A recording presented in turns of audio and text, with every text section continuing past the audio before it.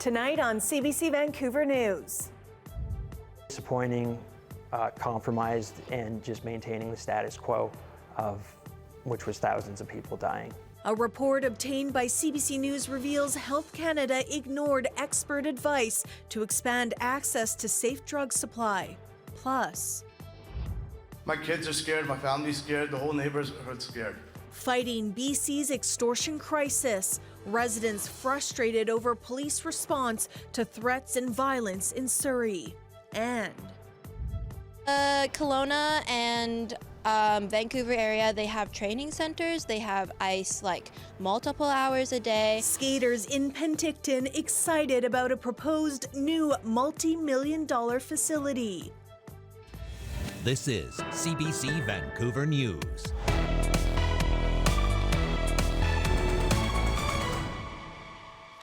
Hello, thanks for joining us. I'm Janella Hamilton.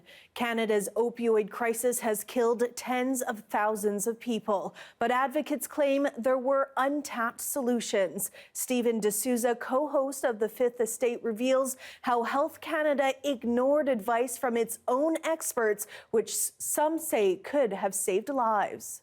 For TJ Felix, every day brings the risk of death. A chronic drug user, they started using a dangerous mix of fentanyl and methamphetamine 2 years ago, after losing access to a safe alternative to the toxic street supply. I was overdosing like upwards of twice a day. Felix was a member of DULF, the Drug User Liberation Front. The Vancouver Compassion Club was co-founded by Jeremy Calicum in response to the rising number of opioid overdose deaths. In 2022, Health Canada denied their application for an exemption to federal drug law, so DULF bought illicit drugs on the dark web, tested, and then sold uncontaminated heroin, cocaine, and methamphetamine to a select group of users. People really just had no resources or way to keep themselves safe. But in 2023, Calicum was arrested and charged with drug trafficking. Now a Fifth Estate investigation has found the same year DULF was shut down, Health Canada ignored recommendations from its own experts to expand access to more prescription opioids and stimulants, and for the government to consider legal and regulated compassion clubs and retail stores. Disappointing, compromised, and just maintaining the status quo of which was thousands of people dying. Last week, a BC court found DULF's founders guilty of drug trafficking. They're now fighting back, arguing drug users have a charter right to a safe supply. We think there's a real constitutional issue here that needs to be addressed if we're ever going to get to the point where we don't have thousands of people dying every year from preventable deaths. I can't stand the thought of my friends going to jail for this, for saving lives. I'd be dead 10 times over if it wasn't for them. This past spring, federal funding for safe supply programs ended. Health Canada says it was just one of many options, and that they consulted with a number of others, including their expert advisory group. They also confirmed to the Fifth Estate, no new federal money is coming for safe supply. Stephen D'Souza, CBC News, Toronto. The Law Society of BC is warning some of its members have received threats of extortion. In a letter, the organization says that some lawyers have been threatened with serious physical harm unless they provided substantial sums of money. RCMP and Vancouver police say they can't confirm any such reports, while Surrey police say they do not note the occupations of extortion victims. Police and politicians in the hot seat over their response to ongoing extortion and violence in Surrey. As Kier Junos reports at a CBC town hall, police leadership insisted they're going in the right direction. The problem I think we face in Surrey is the uncertainty about who is leading the battle against this organised group of extortionists. The province has been taking a multi-pronged approach to the ongoing extortion-related violence with an RCMP-led extortion task force, including members of the Surrey Police Service and more. Yet the shootings continue, not helping convince community members that the task force is working against an extortion threat with transnational ties. My street has been shot up 3 times, 126A. 3 times our street has been shot up. What does the cops do? Come, they park their car in front, leave it there for a couple of weeks, and they're gone. My kids are scared, my family's scared, the whole neighborhood's scared. Some questioned the complex police organization of the extortion response and if a centralized solution would be better. I believe that there's only one agency that can deal with this effectively, transnationally, and that is the RCMP. The BC RCMP's assistant commissioner doesn't see the multi-agency response as posing challenges. The relationship and the communication between the SPS, the various police of jurisdiction, and the RCMP is virtually seamless. Brewer admits the police were on the back foot to begin with, but not anymore. Arrests are being made, charges are being approved, and recently 3 people have been deported in relation to extortion investigations. But a criminologist suggests this goes beyond extortions. The pattern of extortion in terms of criminology is very clear. It's a crime that's motivated by gain. He refers to the rift between Canada and India since the RCMP made it known there is strong evidence linking India to the violence here. That violence, in part, a backlash for Canada's tolerance of those who support the creation of an independent 6th state in India. What I see here happening is a crime that is aimed at harassment and bullying and submission. Keir Junos, CBC News, Surrey. Also discussed at last night's town hall, new information from Canada Border Services Agency. I spoke with Karen Larson earlier today. We heard from a man, Samir Aurora. He told us a story about the police raiding his home 3 weeks ago. This is in Surrey. And that raid was aimed at serving a search warrant on a tenant living in Samir's basement suite. He said a 25-man tactical unit with weapons drawn and dogs, a drone, bashed down his front fence, bashed down the basement door, all to serve this search warrant to the tenant who wasn't even there at the time. Police told Aurora that the tenant was a suspect in an extortion and firearms investigation. Now, the tenant wasn't arrested and charged. He wasn't there when the police were there. He came home that night, leaving the family feeling very unsafe in their own home. The tenant was asked to move out, and he did. 2 officers from the Surrey police force were there when the tenant moved out on November 2nd. But it just shows you and underlines how people's very basic right to feel safe in their own home has been undermined by this crisis. Yes, many concerns voiced last night. Now, what more can you tell us about the announcement from the Canada Border Services Agency? Well, exactly 1 week ago, they came out with a press release stating that there had been 3 removals in association with the BC Extortion Task Force investigations, which includes 6 members of Canada Border Services Agency. These would be the people overseeing things like removals, or as we used to call them, deportations. Anyway, let's hear, I should say first, we didn't find out very much information about these 3 people. In fact, other than saying 3 individuals have been removed, CBSA hasn't said much, and that's been very unsatisfying to people in the community. Those 3 names should be plastered everywhere. Those 3 names should be all over social media. Why are we hiding the identities of the perpetrators? We don't owe them anything. What we owe is the assurance to the families, to the victims.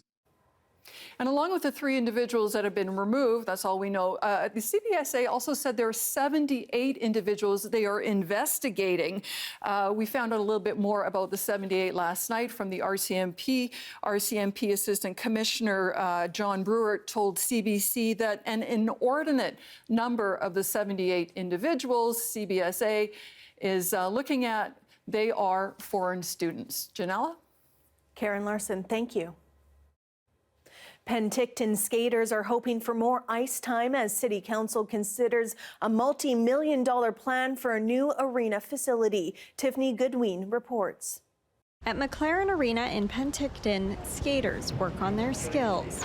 15-year-old Noah Kahn says not having ice available year-round puts her and other competitive figure skaters in the city at a disadvantage. The Kelowna and Vancouver area, they have training centers. They have ice like multiple hours a day.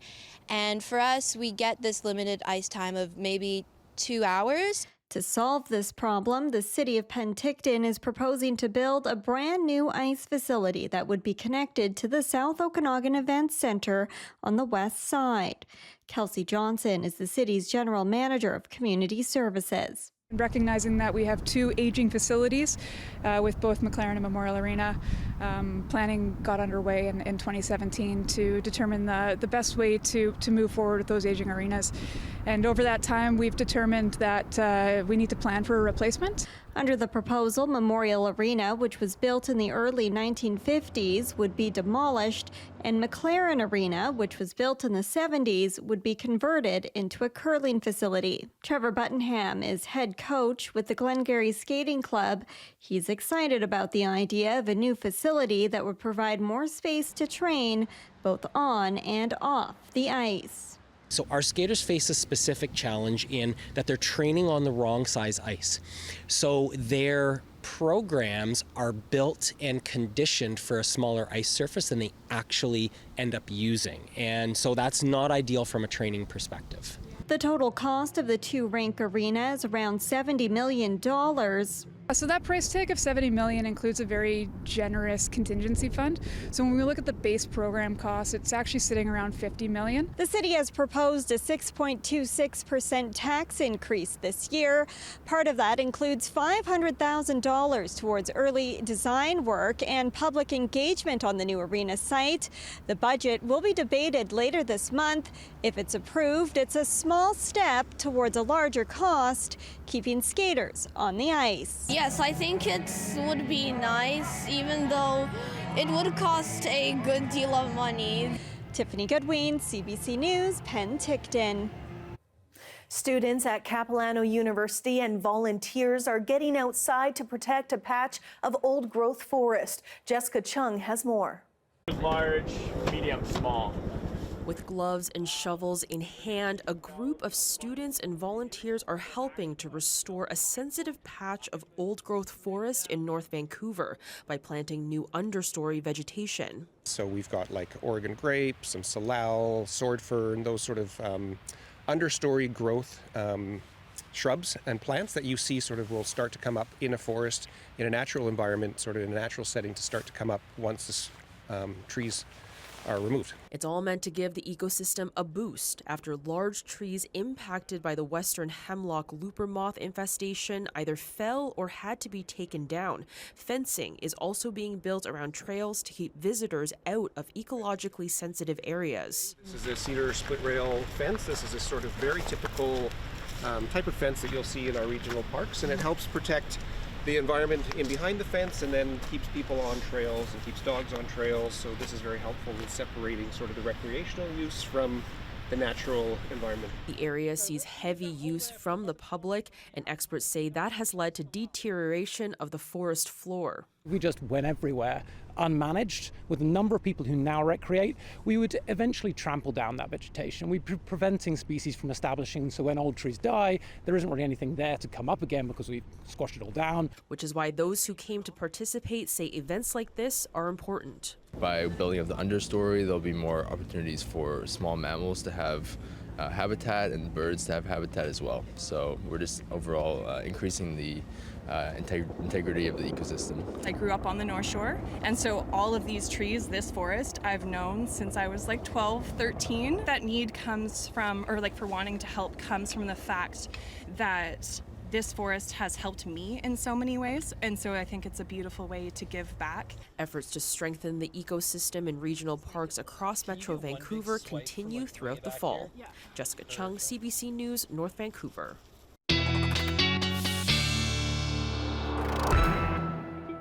Darius Madavi joins us now with a look at the weather. Darius? We're seeing some more moisture come in to the south coast, which is why that rain that was supposed to let up a little bit this afternoon in many places in Metro Vancouver did not. We continue to see those showers. That will continue into tomorrow on and off. Some models have a lot less rain than others, I will say. This one is definitely one of the drier ones. It sees that rain move off overnight tonight, and then we're mostly just overcast into tomorrow. But I will say this model is a little bit nicer than others. This one has very sporadic showers. Some of them have more consistent rainfall, but Sunday does look drier. All right, thanks so much, Darius. Thank you. To Ukraine next, where the capital was once again hit by Russian missiles. We'll have the latest after the break.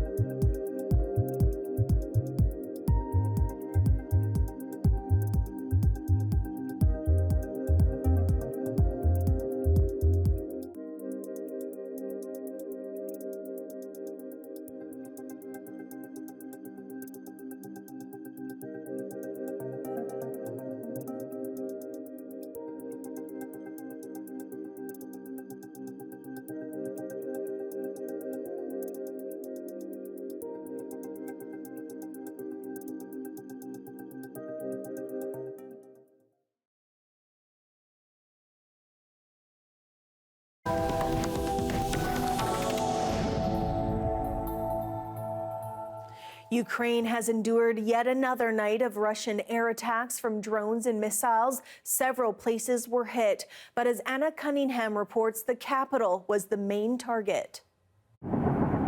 These overnight attacks on Ukraine's capital were heavy. Russia pounding Kyiv with drones and missiles. Ukraine says 11 residential apartment blocks took direct hits and 9 regions of the capital had fires. President Volodymyr Zelensky has responded on social media saying this: once again, Russia has launched a heinous attack against Ukraine, our people and ordinary residential buildings. This was a deliberately calculated attack aimed at causing maximum harm to people and civilian infrastructure.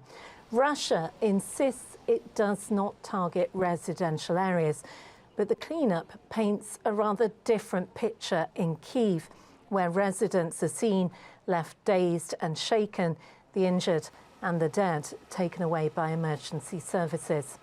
Ukraine says it also carried out attacks on Russia overnight. This footage released by the Ukrainian Presidential Press Service reportedly showing the weapons used. These are long Neptune cruise missiles. Russia reporting damage said to be on the Black Sea port of Novorossiysk. Ukraine's allies have again met to discuss their support. Germany's Defence Minister Boris Pistorius hosting his British, French, Italian and Polish counterparts in Berlin.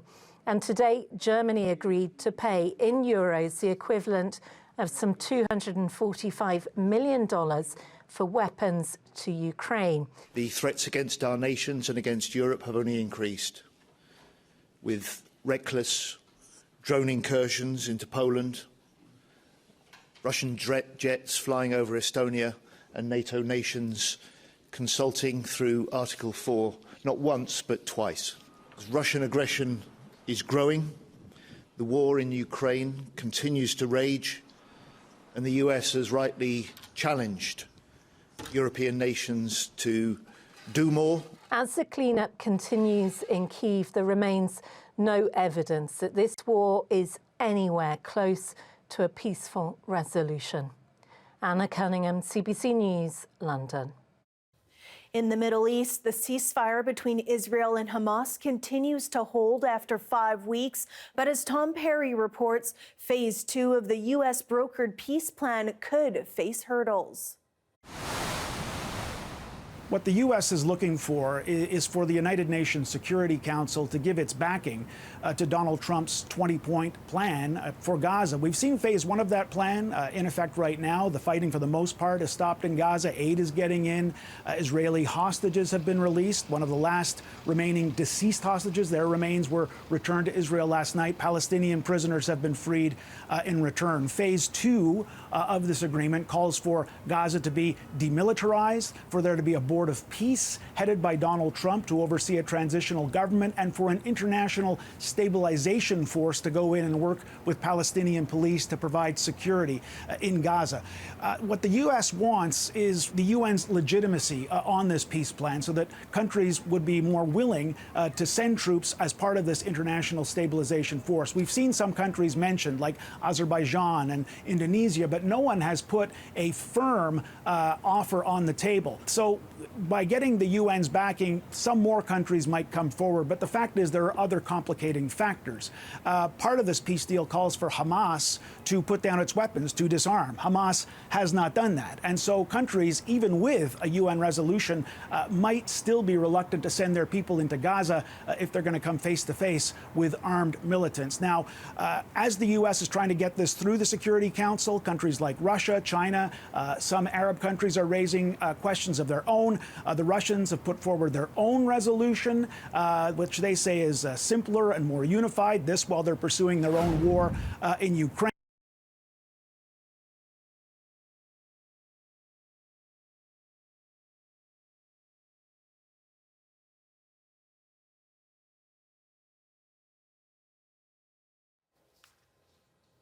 Here we have a look at Manning Park today. A bit of slushy snow falling in the mountains, and it'll be a wet weekend ahead. Darius has your full forecast coming up.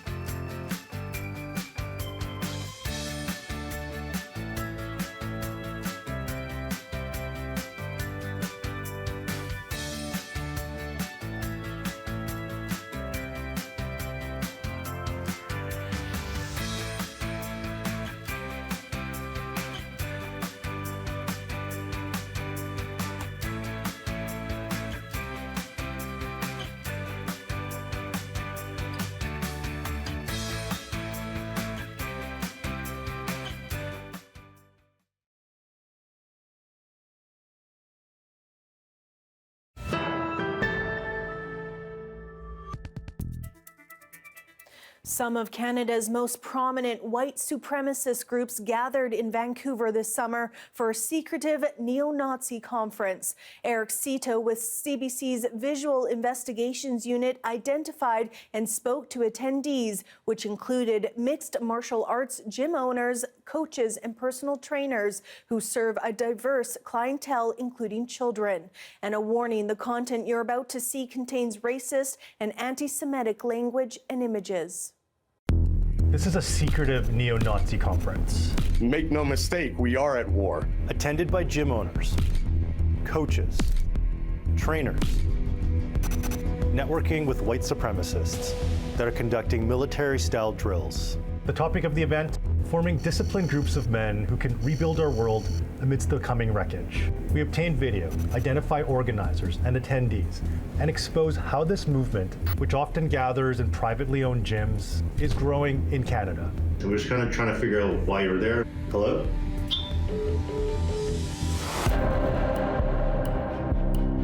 White supremacist groups that recruit young men to train and fight are getting bolder. Like this demonstration by Second Sons, a group led by this guy, Jeremy McKenzie. I will do everything in my power to these people to death! Yeah! Giving a Nazi salute here. Members of Second Sons and other groups gathered in Vancouver in July for a conference run by the Exiles of the Golden Age, a white supremacist group that's really into mixed martial arts and ancient Germanic traditions like this ritual to mark the changing of seasons, complete with a swastika. This is some of the imagery that they put on their social profiles. Okay, they're definitely Nazis. Look at that shit. Terrible. Now, their whole deal might be confusing if you're not familiar with their lingo, but it's all in their name. The phrase Exiles of the Golden Age comes from a text by Savitri Devi, a notorious Nazi philosopher. And in this poster for last year's conference, they call upon all men against time. The ultimate man against time, according to Devi, Adolf Hitler. Is this a far-right movement? Is this a neo-Nazi movement? What is it? It's absolutely a neo-Nazi movement. So the Exiles advertised the conference on social media, and the nonprofit Canadian Anti-Hate Network, which tracks hate groups, took notice. We knew that this was going to be a fairly large gathering of white nationalists and neo-Nazis in BC, so we put in place a plan to try to identify the people who would be attending this event. The Exiles keep the location secret, first meeting at a park to vet attendees. So once we identified the park where it was being held, we very quickly just looked at Google Maps and saw, well, where could they hold an event of this size that would be within a reasonable distance for them to reroute people. And one of the venues I saw right away was the Scottish Cultural Centre. The Scottish Cultural Centre is on a diverse block. There's a Taiwanese Canadian Cultural Society, a mosque, and a Buddhist education center. And we had a photographer, and they collected we had over 50 individuals' pictures who attended that event. We go to the Scottish Cultural Centre to ask about the event, but the executive director wasn't there. Later, we call him. So you didn't know this was a neo-Nazi gathering? Of course not. Well, on the contract they said it's listed as a conference, and I said, you know, what's this about? So he says it's a book release. So, okay, that's fine. Well, we looked at the books being sold, like this one, The Cultured Thug Handbook, a guide to radical right-wing thought. The common thread seems to be, really a deeply white supremacist, male supremacist, anti-Semitic movement. This isn't just a pagan movement with an interest in the swastika or an interest in the esoteric Germanic traditions, but that they're really interested in the fascism that goes along with these. Okay, so why focus on this event? Well, it was a meeting point for different types of white supremacists inside Canada and outside it, showing how this movement is growing and building alliances. One of the speakers, Marcus Folin, a Swedish white supremacist YouTuber. Are you against whites having power? Then you are the anti-white extreme one. And American Paul Wagner. What we do is not an escapism, nor is it a fantasy. It is a war for our future. And it's a very real war for our future. Co-founder of the Wolves of Vinland, which the Southern Poverty Law Center calls a hate group. Folin says he was stopped at the border and turned around, and Wagner decided not to try it, so they gave their talks virtually. Canada is a totalitarian, liberal, left-wing regime. They have no interest in having a quote-unquote right-wing extremist coming to their country. But the Canadians who were there include at least 3 people wearing Second Sons Canada uniforms. And Josh Bruce and Robertson DeChazle, co-owners of a white supremacist clothing brand. So Rob DeChazle has been a neo-Nazi for a very long time. Here's a photo of DeChazle wearing a shirt with the logo of the Hammerskins, a neo-Nazi organization, and on the wall behind him, the same insignia.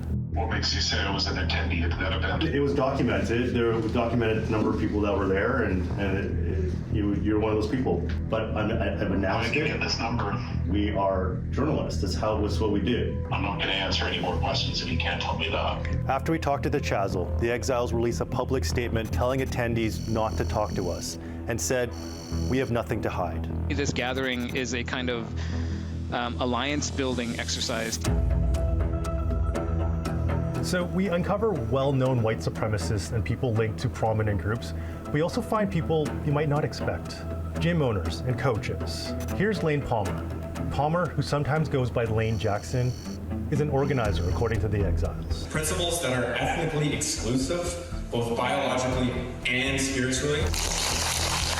And we match his photo to the profile of a coach at West Shore Boxing Gym in Langford, BC. We also spot him in this video released by the Exiles. He doesn't respond to our emails or calls, and his profile is removed from the gym's website. The gym tells us that they weren't aware of his background, and he's no longer part of the gym. I started writing about these groups over a decade ago. At the time, very few people took me seriously. What does it say to you that these groups and MMA gyms are coming together? It suggests something far more sinister too, that this is deeper and more widespread than we may have initially considered. We also find Carl Stornis Bliss. He co-owns a strength training company which frequently operates out of a gym in Mission, BC. He was also a children's coach there at one point. And in this photo on the gym's Instagram page, he shows off a tattoo of a skull symbol used by the Nazi SS. And in this photo, there's a Nazi SS symbol on the back of his helmet. We've been trying to reach him at his gym without a response. Carl Bliss? Stornis Bliss, yes. But then he calls us from an anonymous number. You were documented being there, so I'm just curious to know why you were there. I didn't go to anything in Vancouver at a center. Scottish Cultural Centre in Vancouver in July. Yeah, I don't know what you're talking about, man. But check this out. His right arm tattoo and this shirt match the conference footage. We called the owner of Mission BJJ. I was led to believe this was a jiu-jitsu seminar. When we spoke to him, he didn't remember attending anything in Vancouver in July. Yeah, I mean, it's crazy because my gym has so many diverse backgrounds of Indians, Filipinos, and if I thought that we had a white supremacist there, that would... It actually blows my mind, to be honest, but... Is he still going to be at your gym? No, I've told him to leave the gym. Finally, here's Ron Pierce, owner of Foundry Combat Sports in Duncan, BC. His gym teaches adults and children with diverse backgrounds. Pierce can be seen wearing the same sweater in a photo from his gym's Instagram. We try to contact him too. We're doing some research on an event that happened this past summer in Vancouver, the Scottish Cultural Centre. We noticed that you were one of the guys that were at this event. We're just kind of trying to figure out what was going on, why you were there, and we're just curious to kind of figure out that part of it. What do you mean? What do you mean what I mean? Sorry, I'm confused. Hello? Yeah, I find it extremely alarming that there would be any extremist group or fascist fight clubs showing up in Vancouver. Any group that is foundational premise is violence against others based on race are not welcome in Vancouver. Mixed martial arts and combat sports, many of them can be significant gateways to far-right extremism. But I have to stress that it doesn't always have to be this way. There are plenty of anti-fascist and progressive-leaning mixed martial arts. This is a space they may have co-opted, but it is not a space that belongs solely to them.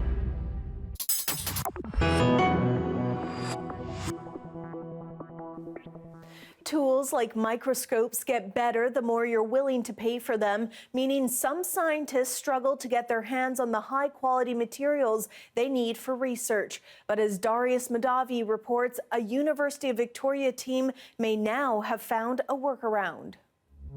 This is a multi-million-dollar microscope. When you turn it on, it shoots a focused beam of electrons straight through whatever your sample is, and it can take some incredible images. Here's a single-celled algae. Even smaller, these are tiny viruses. And this one's my favorite, a crystal zoomed in by a factor of 100 million, and each of those dots is an individual atom. But these are more than just cool pictures. A lot of important science, from medicine to microchips, is built on images like these. If you're doing this kind of work, spending big bucks on top-of-the-line equipment has always been your only option. Until now. We can see at atomic resolution, see the spaces between atoms in a relatively low-cost microscope. A team at the University of Victoria have just found a way to get atomic-level images like this for a fraction of the price. It almost seems too good to be true. So I'm here at UBC's Quantum Matter Institute, where researchers use electron microscopes like this all the time. When we're designing new materials, electron microscopy allows us to see at the atomic scale how those atoms are arranged and interact. So what makes electron microscopes so special? To answer that, let's start with something familiar, an optical or light microscope, the kind you might have used in school. These microscopes shine light on or through the sample, then magnify it to produce an image. This works great for everything from insects down to bacteria, but try to zoom in any further, you're out of luck.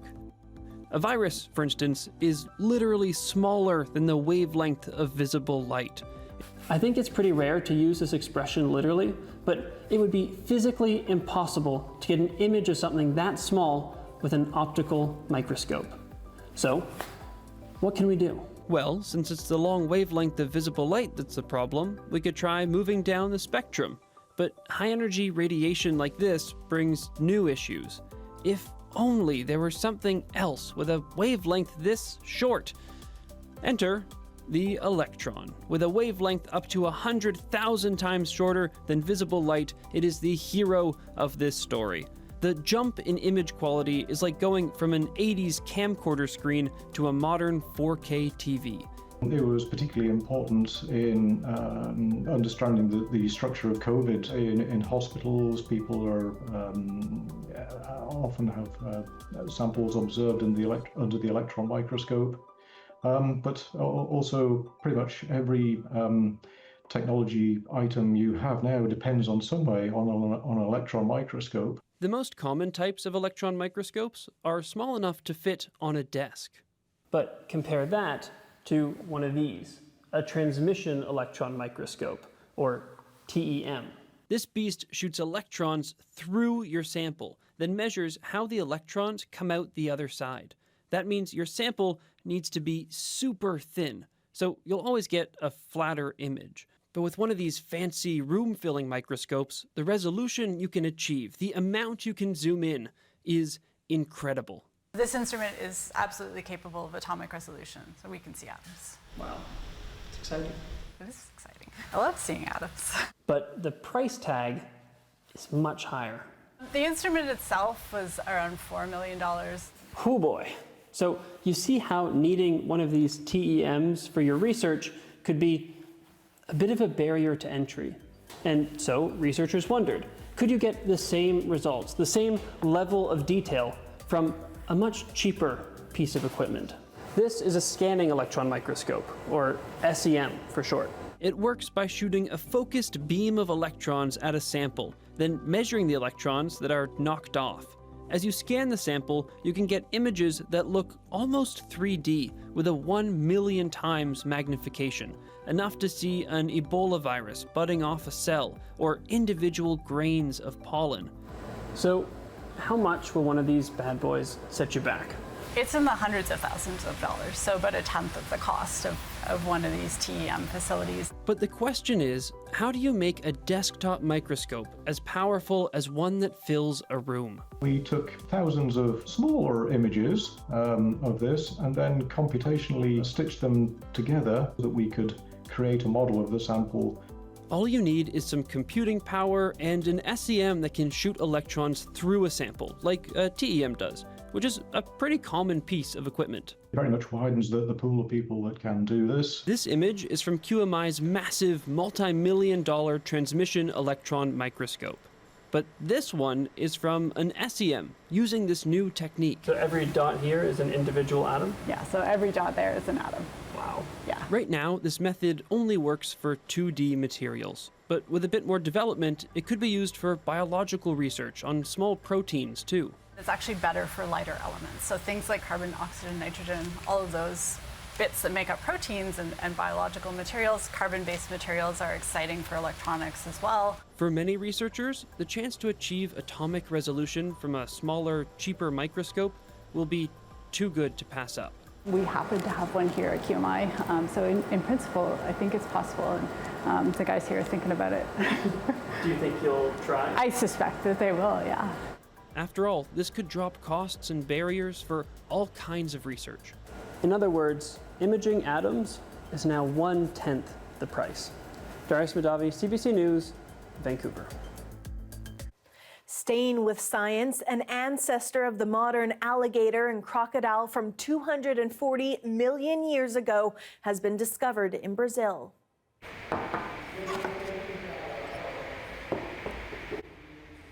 Vertebrae, the lower jaw and the pelvis were unearthed this spring. Those bones gave us this image. The reptile roamed what's now southern Brazil during the Triassic period, just before dinosaurs became dominant. The teeth indicate it was a predator. Scientists are especially interested in similarities with specimens from Tanzania. It's more evidence indicating the continents were linked in Triassic times, sharing plants and wildlife. Well, if you watched Looney Tunes growing up or still do, no judgment. We're about to debunk something about one of your favorite characters. Who and what? After the break.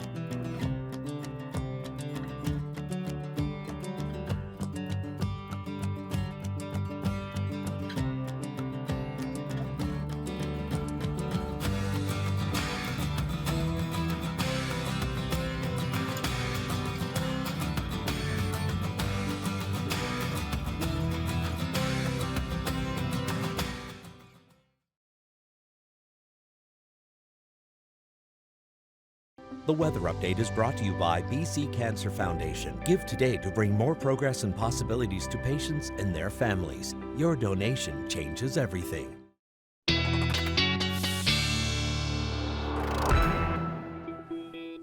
Darius Madavi is back with another look at our weekend weather. Darius? Well, we have some more precipitation on the way. Expect rain here on the coast and snow if you're really in the Caribou and further north in the province. Higher elevations also seeing lots of snow. That's why we have a snowfall warning in place. Oh, I've put this in the wrong order. My apologies. Let's talk first about the precipitation coming to the south coast, because this is the model that I was referring to earlier. I said some have less precipitation, some have more. This one's on the more end of the spectrum. So those showers continue to come in and out, especially for the Fraser Valley, but also eastern parts of Metro Vancouver through the day tomorrow. So some places, further west especially, might be a little bit more dry, but many places will continue to see those showers as well. This is the snowfall warning for Highway 3 Kootenay Pass. As much as we already saw quite a bit of snow today, in total, Environment Canada is calling for 15 to 25 centimeters, could get up to 30. So a lot more snow coming. That should taper off as we get into tomorrow, or rather than taper off, it's going to transition from snow to rain in the afternoon as those freezing levels rise once again, now that that cold front has gone through. Here is all that snow. It does continue to fade away into tomorrow. We see less and less snow, but then we're going to start to see the snow build back in for the north as more rain arrives for the coast, especially more northern areas. But don't forget, a few showers continue to pop up for Metro Vancouver, Lower Mainland. Victoria seems pretty dry, though. The snow continues to come in to the north. Prince George, probably seeing overnight snow, but morning showers, or afternoon showers, I should say. And then that snow continues to roll through, and we see pretty much what we have been seeing for quite a while. In terms of temperatures, as I mentioned, they come up a little bit again tomorrow, especially in the north. Then they fall again as we get into Sunday in the north, and they remain a little bit lower. One thing I wanted to highlight is that in the southern interior, even though temperatures have come down a couple days, take Kelowna, for instance, 8 degrees, pretty consistently 8 to 10 degrees over the last few days. Normally, the high is about 3. Their lows have been higher than their highs normally are this time of year, like 5 degrees in Kelowna as our lows, when usually we're down around -2, -3. So quite a bit warmer than normal in parts of the southern interior. Here is the sunshine that we're getting in mostly the southern interior, especially later in the day. We'll see some clearing up. And then the rain coming to the coast, really just showers, nothing too heavy coming tomorrow for pretty much anywhere, except maybe the North Island at the end of the day. And here's our 5-day forecast, Janelle. Those showers continue to come in and out throughout the next week with not much sunshine in sight. Oh, a little wet. No worries. Thanks so much, Darius. Thank you. And don't go anywhere because it's Fun Fact Friday.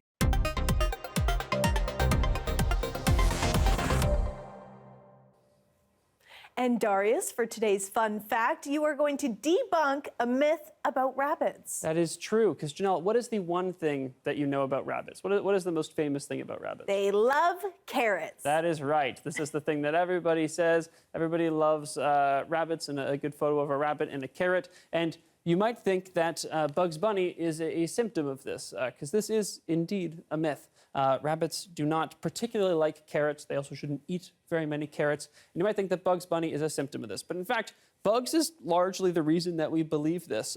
He really popularized the idea that rabbits like to eat carrots. Very early on in his evolution, way back in 1940, we started to see Bugs Bunny chomping down on a carrot. And in fact, some of the creators and people who've directed movies, Bugs Bunny movies, especially earlier back in the day, they said that this was inspired by Clark Gable in the movie It Happened One Night. I will say I didn't know who this was, but I do now. Famous black and white movie star. And I have to say, I heard of this myth first before I really researched it. And, they said it was inspired. I assumed that the carrot was like a stand-in for a cigar or something to make it more child-friendly. But no, he was just eating a carrot in the movie. And I will say that surprised me more than anything else. But we know that Bugs Bunny loves carrots. We have lots of footage of Bugs Bunny, chomping down on a carrot, saying his famous catchphrase. Janella, do you want to do that? What's up, Doc? That's pretty good. Is that What's it? up, Doc? What's up, Doc? Neither of us are that good at it. But are carrots still good for your eyes, Darius? Oh, if you do eat them? That's a whole other story. That's a whole nother one. Okay. They don't help that much. That's with your why vision. I eat carrots. I will say bunnies should eat, rabbits should eat lots of grass and clover and leafy green vegetables, less sugar. Feeding them carrots all the time is like us eating ice cream all the time. It's not the best. Once in a while, for a treat. Bad with that. Thanks so much, Darius. A love story that sparked on board a BC ferry. Coming up, we hear from two newlyweds who tell us about their unique fairy tale romance.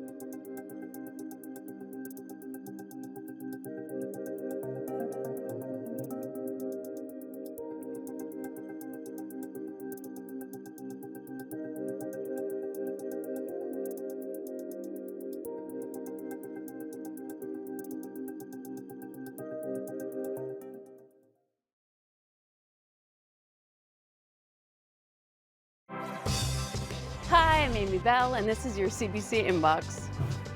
It's the most wonderful time of the year. CBC's Make the Season Kind returns Friday, December 5th on the CBC Outdoor Plaza in downtown Vancouver. Join us for a day of festive fun, live entertainment, and community spirit. It's going to be the biggest year yet, and best of all, it's all in support of local food banks across BC. For all the details, head to cbc.ca/kindbc.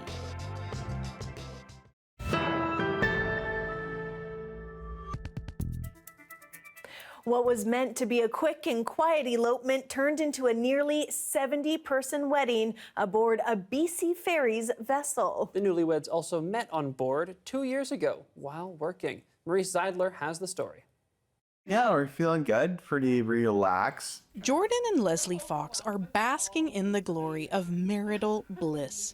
Earlier this week, the BC couple tied the knot where they first met 2 years ago, aboard the Northern Expedition where they both work. The BC Ferries vessel mostly travels the Northern Passage between Prince Rupert and Port Hardy. Staff work 2 weeks on, 2 weeks off in close quarters. I didn't really like him. I didn't like him at all when we first met. jerk. It didn't take long for the pair to get to know each other better and fall in love. This spring, on an impromptu trip to Yellowstone Park, they decided to get married. But planning a wedding proved to be difficult and expensive. So they chose to try another route. It was like 4 days before the wedding, and I messaged our commissioner and asked her if she would be able to come on board to marry us. Very short, sweet, simple, just 2 witnesses and us. But what was supposed to be a small wedding ended up much bigger. Nearly all of the 70-person crew showed up to take part, a ceremony that took place at the end of their 2-week rotation after the ship had docked in Prince Rupert, and in front of all the couple's fairy family. You may kiss your bride. It was very special because we spend half of our time, half of our lives working with these people. A family that is now growing. The couple is expecting in May. Marie Seidler, CBC News, Comox. So beautiful. Thanks for being with us tonight on CBC Vancouver News at 6. You can watch this newscast on our free CBC Gem app, as well as on YouTube and our website. I'll have your next local news at 11 o'clock right after the national. Have a good night.